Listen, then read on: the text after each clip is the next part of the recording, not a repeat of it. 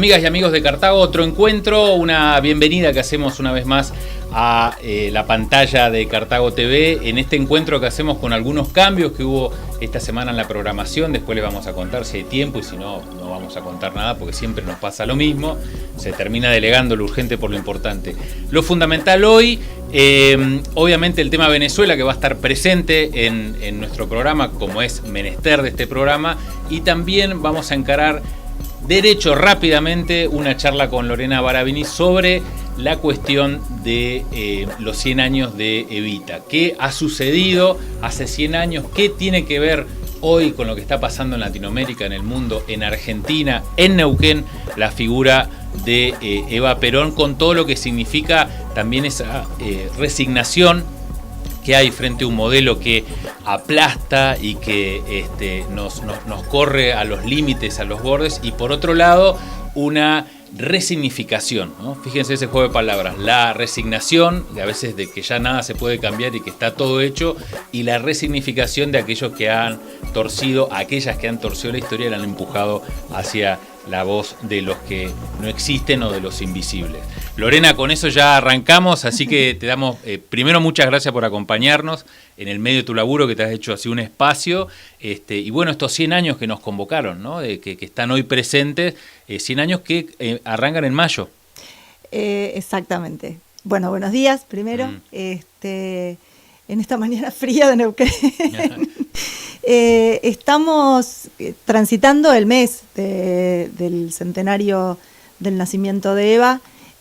Su fecha de nacimiento fue el 7 de mayo, donde por supuesto hicimos los homenajes correspondientes, pero sí nos pareció que en este punto, digamos, ¿no? Y justamente en el contexto en el que está nuestra patria y nuestra patria grande, era importante resignificarla a ella, a su historia, y por eso consagramos al mes de mayo como el mes del centenario. De hecho, tenemos varios municipios que han sancionado ordenanzas que reconocen, bueno, que reconocen la trascendencia de esta figura. Por lo menos, ¿no? Por lo menos, claro. no es un dato menor, claro. Igual, y que han incorporado, por ejemplo, para toda la folletería y la cuestión administrativa, el homenaje a los 100 años del nacimiento de Eva para todas las publicaciones oficiales y las comunicaciones. La legislatura de Neuquén sancionó también un proyecto de declaración que incluyó el instar al Ministerio de Educación, al Consejo Provincial de Educación, a que incorpore durante el año algunas acciones que permitan que los estudiantes y las estudiantes conozcan a esta figura tan trascendente para la historia del pueblo argentino.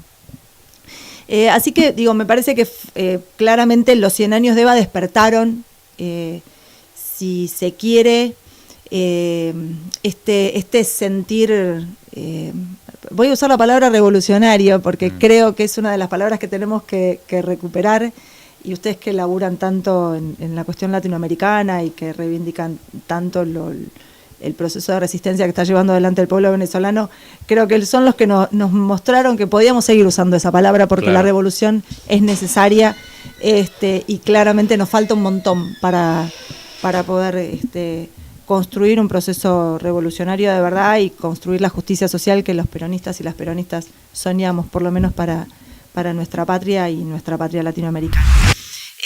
Volviendo a Eva, creo que lo que ella nos ha dejado es este legado de rebeldía frente a la injusticia.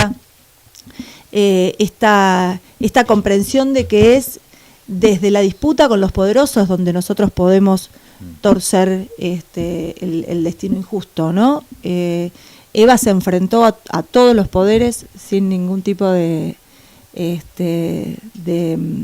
temor, si puedo decirlo de ese modo. Eva entendió que la política era la herramienta transformadora y por lo tanto centró su labor en la reivindicación de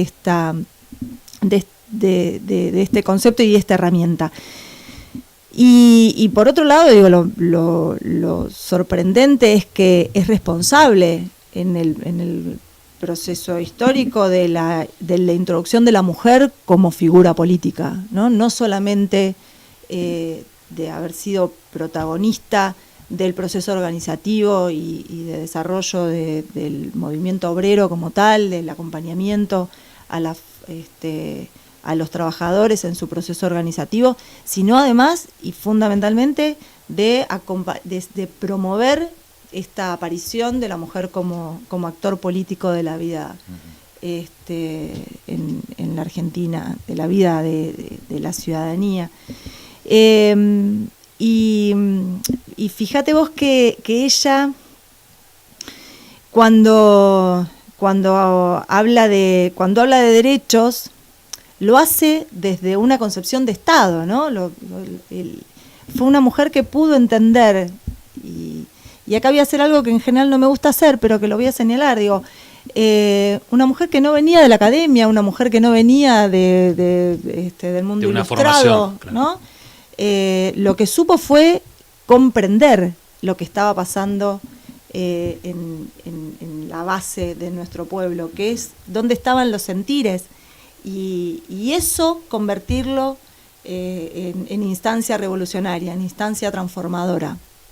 Por eso constituyó el Partido Peronista Femenino, por eso hizo un diagnóstico de situación que la verdad con las herramientas disponibles en ese momento, claro. Eva hizo un diagnóstico de todo el territorio nacional con mujeres caminando el territorio, organizándose, tomando datos. Digo, para las que somos además trabajadoras sociales, es un laburo de campo impresionante. Hoy, costosísimo, ¿no? Si lo tuviéramos que pensar en nuestra época.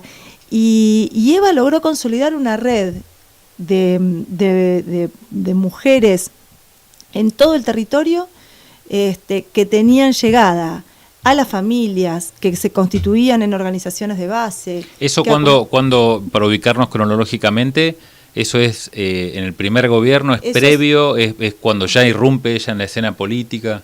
Eso es durante el año 47 arranca. Con la conformación, con esta conformación, digamos. ¿Y que hizo una sistematización de lo que es la pobreza, las causas?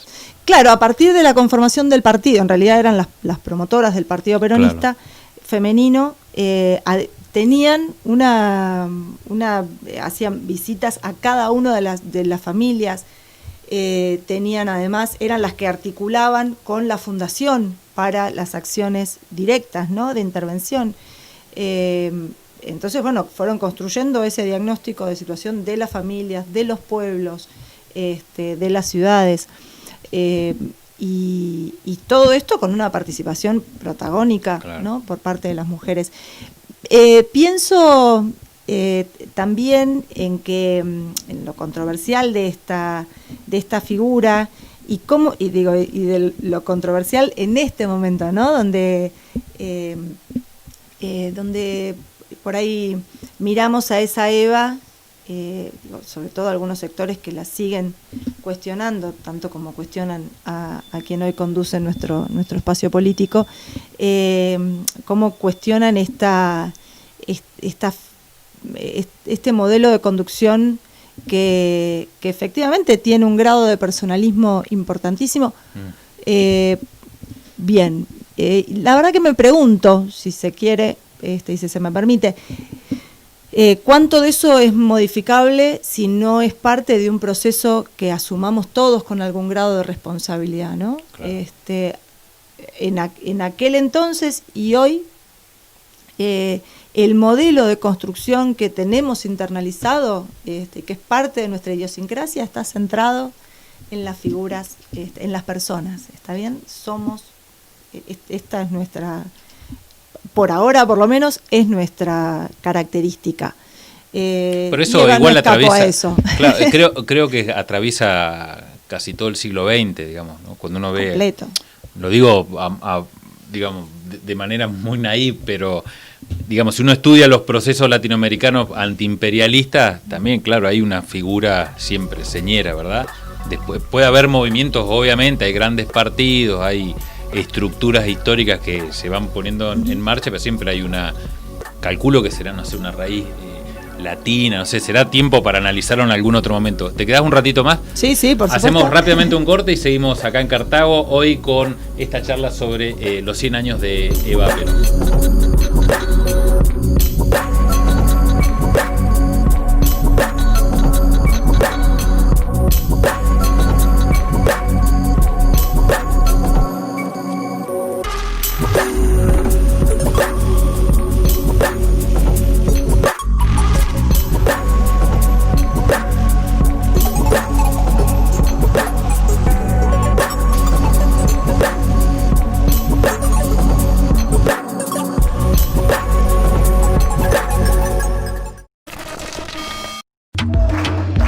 Para defender tu salario frente al ajuste de los gobiernos.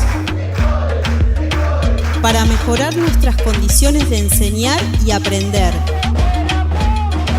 Por un sindicato que promueva la discusión política y pedagógica. Para formarnos colectivamente y disputarle el sentido común a la cultura del neoliberalismo y al patriarcado.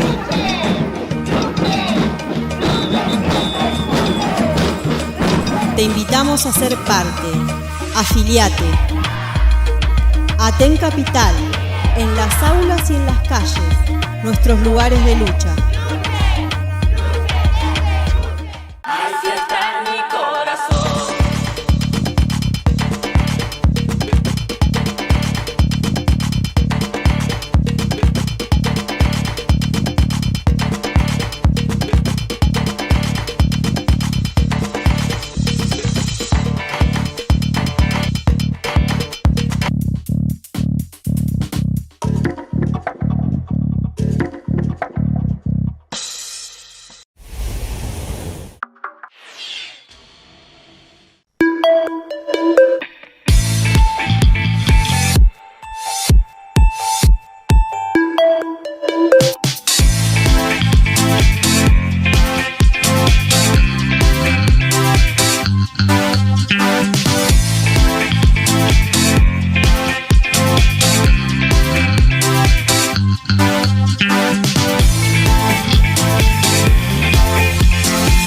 Neuquén 93.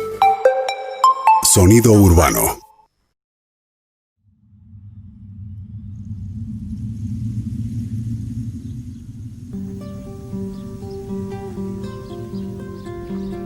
No fue una cosa armada, ni una historia que puede decir, no, se fue dando de acuerdo a las circunstancias.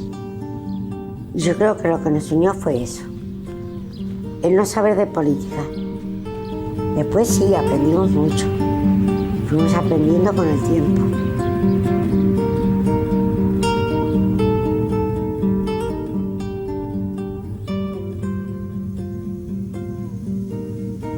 Yo me quedé 6 meses mirando la ventana, esperando que mi hija volviera.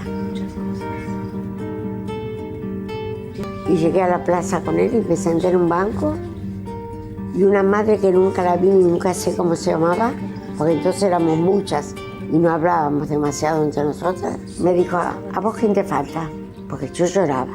Y yo le dije, mi hija estaba sentada en un banco. Dije, che, acá no se viene a llorar, ¿eh?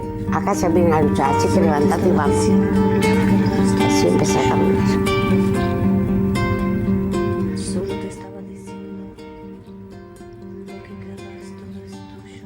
Más allá que militasen en la lucha armada, que militasen en dónde militasen, el objetivo era el mismo. Y entonces, ¿cómo vamos a reclamar solamente un sector? Eso nos pareció muy egoísta y muy poco de la idea de los chicos. Entonces decidimos ser madre de los 30.000. A partir de ahí, no hacemos nada individual, sacamos el nombre del pañuelo y reclamamos por todos. Porque todos son nuestros hijos.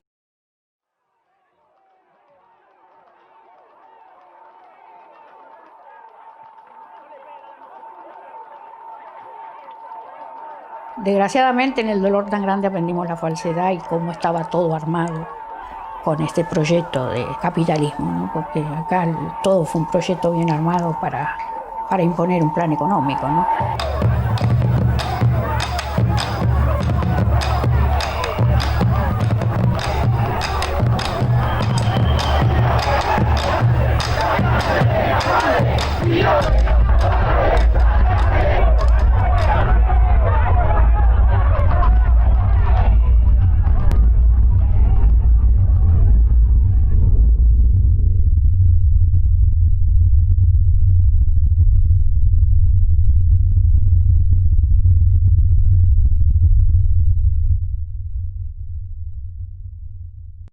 Cuba Información.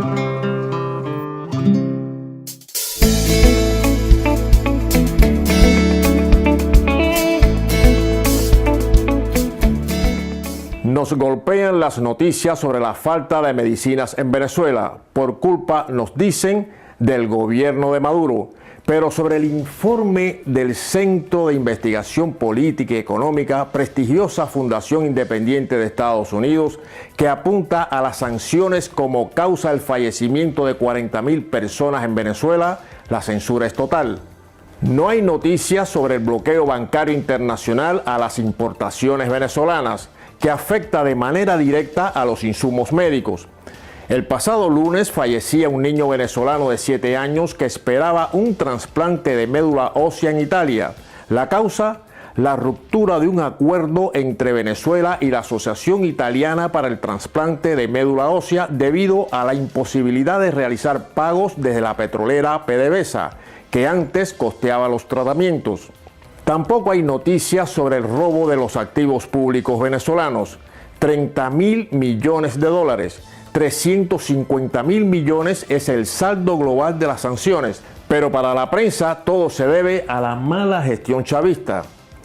Que Nicolás Maduro parara la entrevista de un periodista de Univisión generó una catarata de repulsas en medios internacionales, incluidos los españoles, los mismos que aplauden o justifican que el ministro Josep Borrell interrumpiera a un periodista alemán que insistió con preguntas sobre presos políticos catalanes. Presos que deben ser borrados del mapa. La Junta Electoral Provincial de Barcelona ha prohibido a la televisión autonómica catalana TV3 el uso de términos como presos políticos, exilio o el juicio de la represión. Poco hemos leído sobre Gabriel Hernández, primer periodista asesinado en Honduras en lo que va de año, y nada sobre William Becerra, reportero pateado por la policía cuando cubría las recientes protestas campesinas en Colombia. La detención por Marruecos de la periodista saharaui Nazha El Halidi ni ha existido. Pero sobre la retención por unas horas del corresponsal del diario ABC en Cuba o de un periodista español sin acreditación en Venezuela, encontramos centenares de noticias. Más de 1.000 personas fueron detenidas en Londres en las recientes movilizaciones contra el cambio climático. Cerca de 10.000 han sido detenidas en Francia desde el inicio de las protestas de los chalecos amarillos. Unas 200 lo fueron solo el día 1 de mayo en París. Es el mismo número de detenciones que se produjeron en Caracas tras el golpe de Estado. Pero en este caso la prensa nos puntualiza la diferencia. En Venezuela fue un régimen que aplica una brutal represión. Sergio Moro, el juez que llevó a prisión sin pruebas al expresidente Lula da Silva, es hoy el nuevo ministro de Justicia de Brasil. Pero donde nos aseguran no hay división de poderes es en Venezuela. ¿Alguien ha leído en los grandes medios sobre la última huelga general en la India, secundada por 150 millones de personas? Y sobre una concentración del Frente de Izquierda Indio que agrupa partidos marxistas de más de 1 millón de personas. No, pues es evidente, urge una intervención internacional en este modelo de prensa mentiroso y selectivo.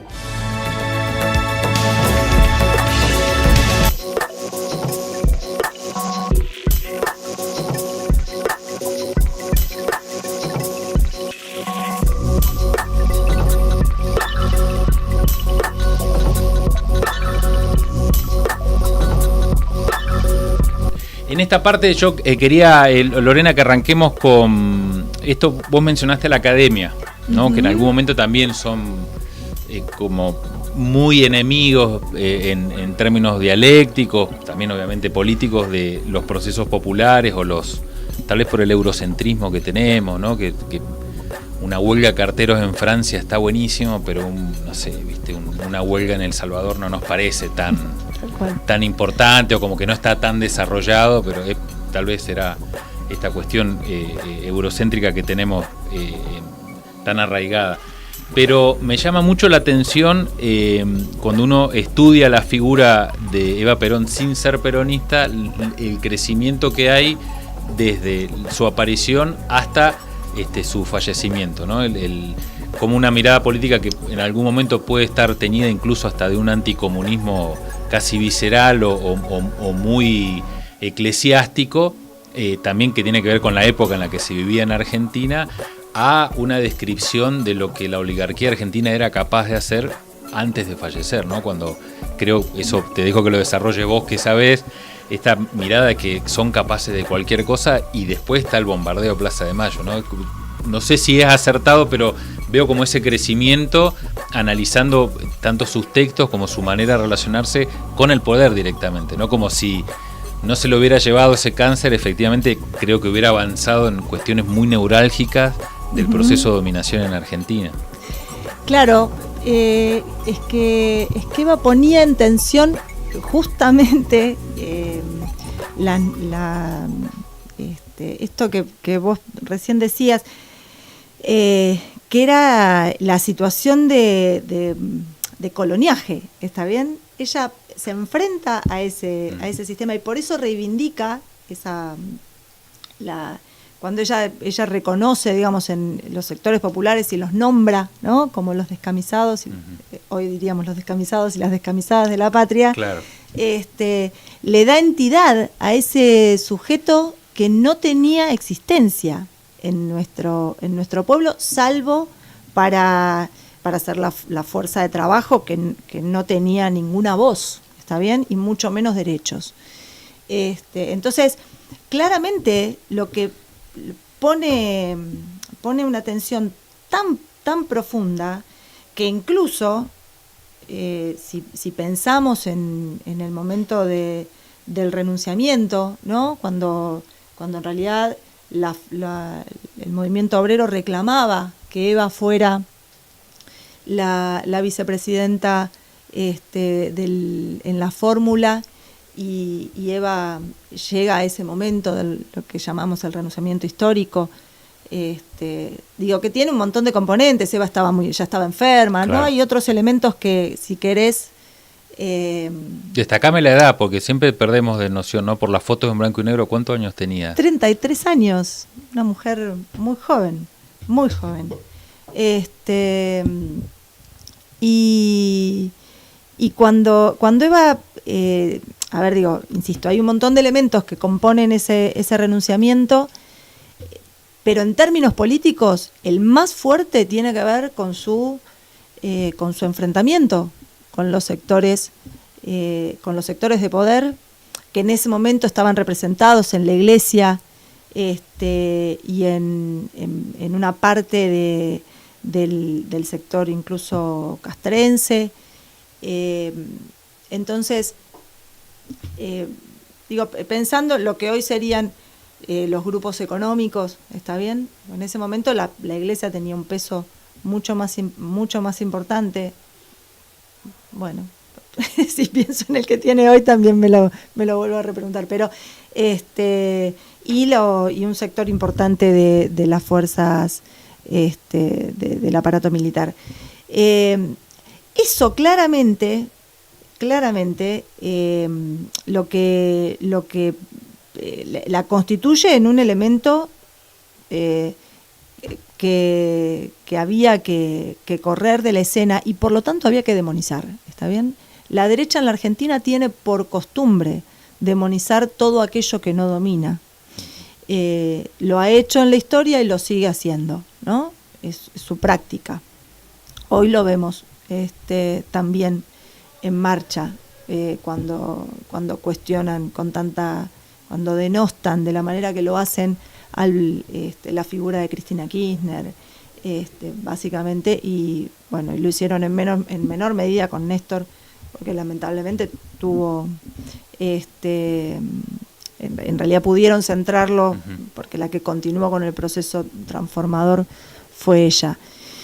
Y además, bueno, ser mujer también tiene un plus en esto de ser descalificada, ¿no? Para la derecha argentina.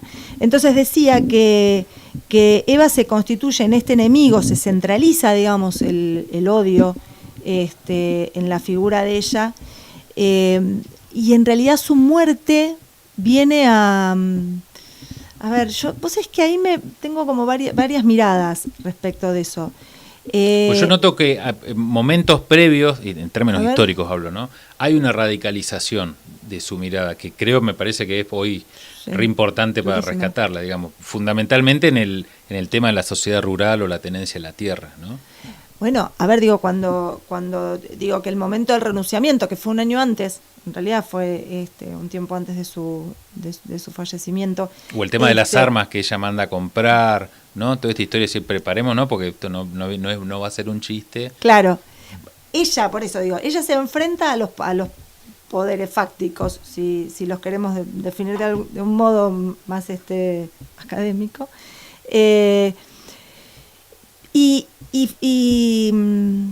A ver, y cuando se posiciona en ese lugar, despierta claramente lo peor de sus enemigos, y se inicia ese proceso que luego deriva en la revolución libertadora, los bombardeos de Plaza de Mayo, como vos referenciabas. Impunes, ¿no? Siempre está bueno aclarar que eso quedaron nunca hubo un juicio, no se sabe cuánta gente realmente falleció. No solamente eso, sino que creo que la primera vez que se reconoce... Falleció fue asesinada. Fue asesinada, ¿no? Claro.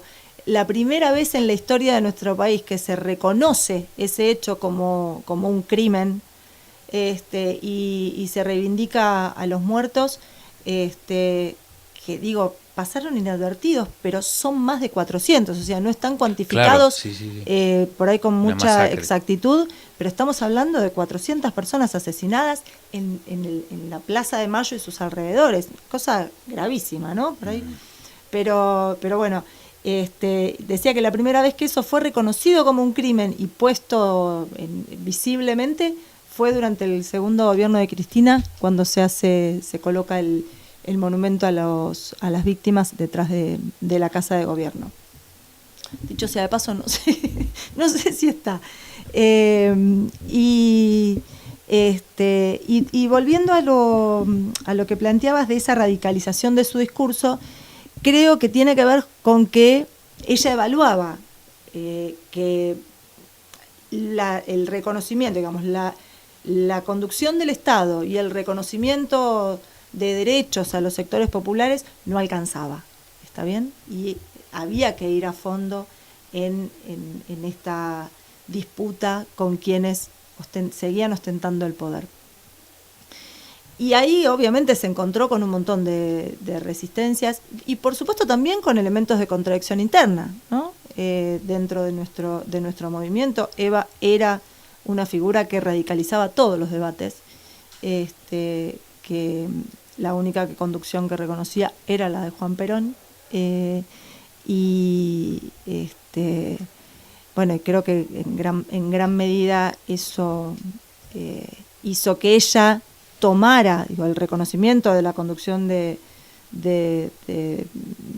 Perón, hizo que ella pudiera generar correrse, digamos, hacer ese renunciamiento histórico, entendiendo que quizás no estaban las condiciones dadas para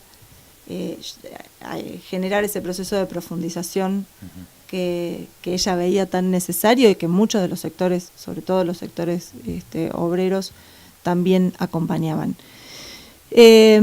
Y después respecto de cómo se...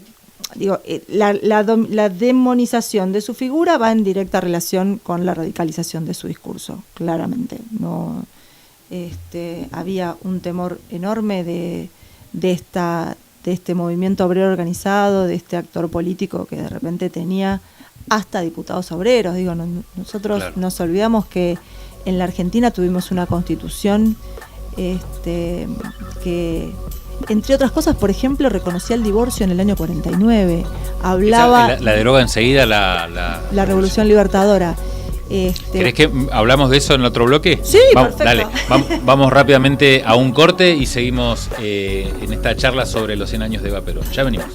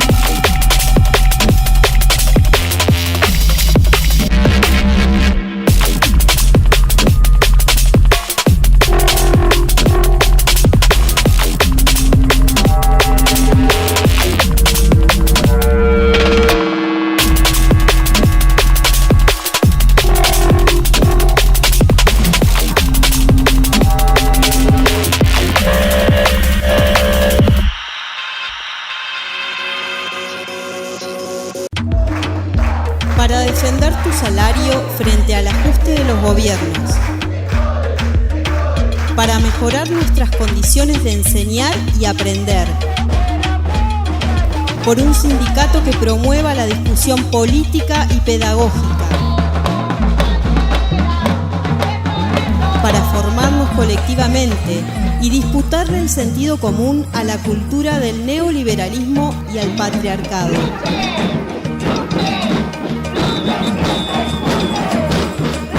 Te invitamos a ser parte. Afiliate. Aten Capital, en las aulas y en las calles, nuestros lugares de lucha.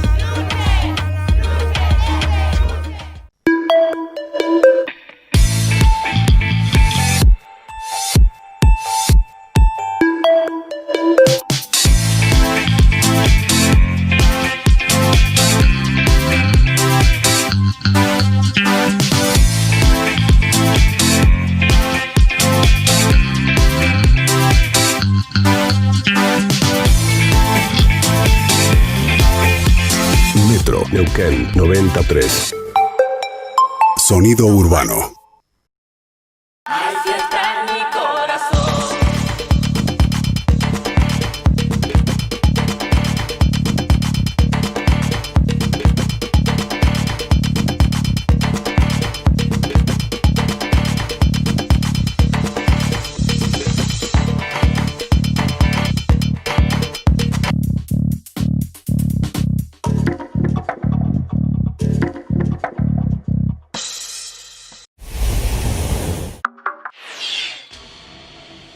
En esta parte del programa vamos a desarrollar un tema que históricamente está presente en nuestra agenda, pero que tiene que ver con lo que está pasando hoy en Latinoamérica. Estamos a horas de un hecho político fundamental para entender a lo que nos vamos a enfrentar en los próximos 30 años, que es ya la desaparición, por ejemplo, de la Convención de Viena. Estados Unidos asaltó la embajada de Venezuela en Washington. Primero había saltado el consulado y ahora asaltó la embajada. En la embajada, como Estados Unidos y Venezuela han cortado todo tipo de relaciones que tengan que ver con contactos diplomáticos, en ambas embajadas, tanto en Caracas como en Washington, hay encargados de negocios. En este caso, las embajadas te pueden otorgar el estatus de huésped. La embajada venezolana, a través del encargado de negocios, le dio el estatus de huésped a una organización feminista que se llama Code Pink, Código Rosa, con una característica de un trabajo fundamental en territorios ocupados en Gaza, Cisjordania, y también en la denuncia permanente de las actividades de Trump, bancando, por ejemplo, Arabia Saudí, los bombardeos en Yemen, todos temas que escapan a la agenda mediática, por lo menos en Argentina, para entender cómo algunos bombardeos son buenos y algunos bombardeos pueden ser demonizados. En el caso de lo que les contaba de esta organización Cold Pink, ocuparon ellos el lugar de huésped y defendían la embajada venezolana. Quedaron 4. La semana pasada, nosotros estamos grabando el programa el viernes, el martes fue un reverendo muy conocido por la lucha por los derechos civiles en Estados Unidos, que es Jesse Jackson, y que incluso fue candidato presidencial, a acompañar a este movimiento en el cual empezó a sumarse cada vez más gente para defender a la embajada de Venezuela frente a las agresiones de Miami por parte de la derecha venezolana y por parte de la policía. Algo inconcebible que una embajada esté siendo asediada de la manera en la que también está siendo asediada Venezuela. Le cortaron la luz, le cortaron el agua, no podían entrar alimentos. Bueno, estos héroes, estos 4 que quedaron hasta el final, resistieron hasta el día de ayer, que fueron arrestados.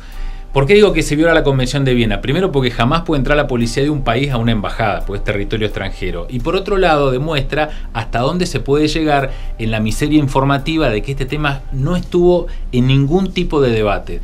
¿Por qué es importante? Mañana Argentina tiene un gobierno que decide enfrentarse a una potencia imperial, ese es el camino. Mañana Brasil retoma una senda de patria grande, latinoamericanismo, tercermundismo y dice, no sé, los activos de Petrobras no pueden ser tocados, se enfrenta a ese tema. La soledad en la que aparentemente estaría Venezuela en Latinoamérica en realidad es la muestra señera de qué pasa cuando un pueblo, un país y un gobierno deciden no arrodillarse. Estas son las consecuencias: la turbulencia en el plano económico, la sequía en lo que tiene que ver con un bloqueo financiero que es monstruoso, incluso está superando el bloqueo económico que ha soportado Cuba durante 60 años, porque ya Venezuela no tiene capacidad de compra ni de venta en ningún mercado activo de capitales. Y por otro lado, esta muestra de que incluso hasta el derecho internacional puede ser pisoteado. ¿Cuál es lo que no cierra ahí? El pueblo. No cierra. ¿Cómo resiste todo eso? Este informe, que fue elaborado por el Centro Estratégico Operacional, que revela hacia dónde pueden ir las operaciones militares, incluso en guerra psicológica, y por otro lado el enfrentamiento al que va a tener que soportar Estados Unidos si decide ya la aventura militar. Venezuela is a mess, a very dangerous mess and a very sad situation. This is our neighbor. This is, we're all over the world, and we have troops all over the world in places that are very, very far away. Venezuela is not very far away. We have many options for Venezuela, including a possible military option if necessary. Primero establecen fuerzas de preposición marítima que constan de buques que tienen grandes potencialidades para un desgaste sistemático a través del empleo de misiles de largo alcance, como el Tomahawk, por ejemplo. Tiene un alcance de 1.600 kilómetros. Por cierto que algunos políticos norteamericanos son accionistas de las empresas que producen esos misiles y les interesa, consumirlos pues, para fabricar más. Y no les importa el daño colateral que pueda ocurrir al caer un misil de estos.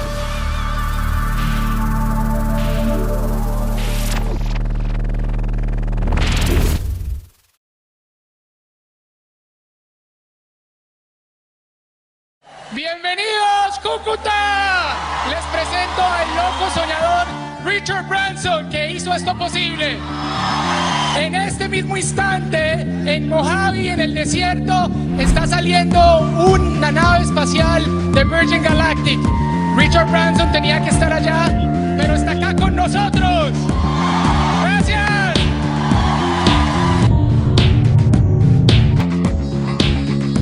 Es obvio, estamos siendo la nación con las mayores reservas petroleras de gas, de oro, diamante, recursos acuíferos impresionantes. Para ellos desarrollar su industria electrónica, de la aviónica, para las aeronaves y para las naves espaciales, y dominar el planeta Tierra por completo. Estamos diseñando nuevas tácticas, nuevas estrategias para movernos, combatir, enfrentar y atacar las distintas amenazas, porque nosotros como Fuerza Armada lo que queremos es la paz. Nosotros alcanzaremos la victoria y será el saltamontes que haga ver las entrañas del elefante.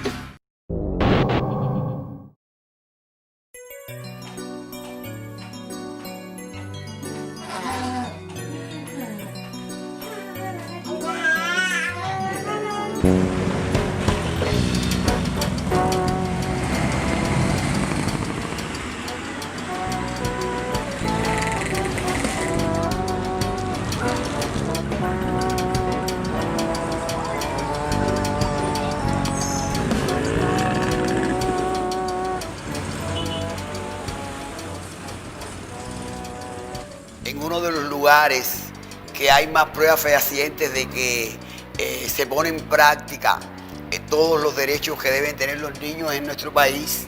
El hecho de que se levanten voces en todas partes del mundo para la defensa de la inocencia, para la defensa de la niñez, ya yo creo que es un hecho importantísimo.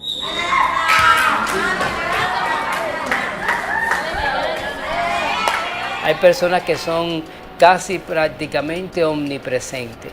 Y es lo que nosotros sentimos cuando hablamos del comandante en jefe.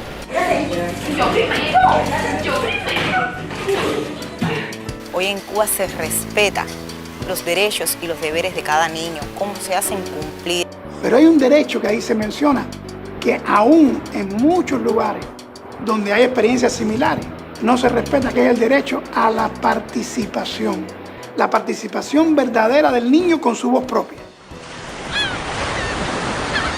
Por el mar de las Antillas anda un barco de papel. Anda, anda mi barquito sin timonel.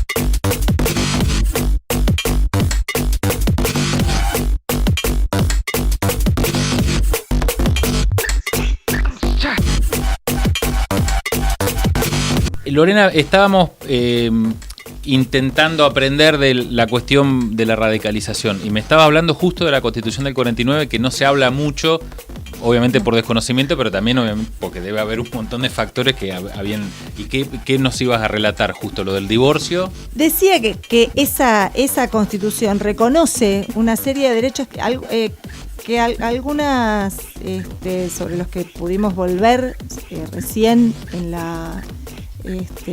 con la llegada de Néstor Kirchner al gobierno, pero esa Constitución instaura un reconocimiento sobre la propiedad de la tierra, una cantidad de derechos a los trabajadores que, bueno, por supuesto, desaparecieron rápidamente con la Revolución del 55, y hasta el divorcio. Digo, el divorcio en términos simbólicos tiene un peso importante porque era una disputa con un poder muy importante de ese momento, que era la Iglesia, Después del divorcio nosotros lo sancionamos en el 85 más o menos, ¿no? 86. No, lo sanciona Menem en realidad. Mira, no te quiero mentir. Mira, yo pensé que había sido Alfonsín. No. Durante Alfonsín estaba todavía el famoso 87 bis, que era como un artículo que te permitía una separación de hecho, que era lo que hacían. Y en pero pasaron casi 40, 50 años hasta que... Un montón. Digo porque eso implicaba el reconocimiento de un Estado soberano. Está bien, de un Estado que reconocía derechos más allá de la concepción religiosa que cada uno y cada una pudiera tener. Esa Constitución, que insisto, fue, creo que incluso para los y las peronistas es todo todavía nos queda, digamos, un tránsito para reivindicarla. Fue lo más revolucionario que hizo el peronismo, ¿sí? Y quizás por eso también es lo que menos se ha difundido, claro. ¿sí? Porque no es solamente que creó un ministerio, sacó un ministerio, reconoció o armó tal o cual programa desde el Estado, sino que se constituye como un Estado diferente con la sanción de esta Constitución, con tanta participación de los sectores de los actores del pueblo. Claro, un punto no retorno en el que no hemos llegado más, ¿no? O sea, para cambiarlo tiene que haber una eclosión. Bueno, en este caso fue un bombardeo, ¿no? Fusilamiento, pero un punto no retorno al que no hemos llegado una vez más, que es una constituyente, cambiar, ¿verdad? No, de hecho, a la siguiente constituyente que llegamos de manera patética. Claro. Quería aprovechar estos minutos para, me llama mucho la atención, si nos ayudás a hacer un análisis, la violencia contra el cuerpo de ella, porque incluso después de su fallecimiento está también toda una disputa con la cuestión del sudario, su cuerpo, pero como una simbología también de lo que hoy pasa en Argentina con los cuerpos de las mujeres. Uh-huh. Y fundamentalmente en el desprecio de seguir llamándola puta, negra, ¿no? Todo ese odio, esa miasma que larga permanentemente la oligarquía argentina o los medios más concentrados respecto a una figura que falleció o que nació hace 100 años, ¿verdad? Sí. O sea, les debe haber dolido mucho o ha transformado algo. Eso es lo que yo no me quiero perder hoy en este análisis. ¿Qué nos puedes ayudar a entender? Voy a arrancar por lo último que dijiste. Sí, claro. Eva, cuando te decía al inicio que Eva nos constituye a las mujeres como un sujeto político, creo que esa es la gran herencia, está bien, que nosotras recibimos de su tarea, digamos. Y en este sujeto político claramente nos pone en un lugar de sujeto político de disputa, ¿no? O sea, nos dota de herramientas para disputarle a los poderosos no solamente el poder, sino el sentido, ¿está bien? Y cuando decías recién lo de los ataques que sufrió su cuerpo después de muerta, también digo, tiene que ver con la disputa de sentidos, tiene que ver con que Eva se había instalado en lo más profundo del sentir popular como un símbolo, como algo que ya se correspondía, digamos, con el universo de lo místico, si se quiere, y por lo tanto había que destruirlo en todas sus formas. Hay un libro que para quienes estén interesados es sumamente interesante, que es un libro que escribe su hermana, que se llama Mi hermana Eva, que es un relato que hace su hermana, una de sus hermanas, creo que es Herminda, cuando les devuelven el cadáver de Eva absolutamente mutilado, ¿no? A Eva hasta la violaron muerta, digo, para entender la perversión que tenían aquellos que la odiaban, ¿no? Y creo que es parte de la misma lógica que volviendo a nuestro presente, es el mismo odio que aparece cuando, por ejemplo, si se me permite, nos hablan a las mujeres nos ponen en el lugar de asesinas, nos ponen en el lugar de violentas, nos ponen, ¿no?, a aquellas que promovemos la reflexión sobre determinadas prácticas, el cambio de otras, la legalización del aborto. Digo, cuando hacemos planteos que ponen en tensión el orden establecido, nos convertimos en enemigas de la patria, ¿no? Claro. Y rápidamente nos ubican en el lugar de los demonios y necesitan prendernos fuego. En una sociedad donde vos tenés todo el tiempo imágenes de mujeres desnudas para vender productos, ¿no? Se usa la sexualidad como una cosa mercantilista en forma permanente. Las mujeres se manifiestan con el torso desnudo, mostrando las tetas, y automáticamente eso es un problema de Estado, ¿no? Nos pueden meter en cana por andar sin corpiño, pero mientras tanto nos venden culos y tetas en forma permanente en programas en cualquier horario, ¿no? Y hablamos de la vida íntima de las personas. Una cosa casi esquizofrénica si uno lo mira en términos psicoanalíticos, porque no podés medir de modo tan contradictorio, si uno lo quisiera racionalizar, ¿no? Pero claramente lo único que demuestra esta situación es que hay un odio profundo hacia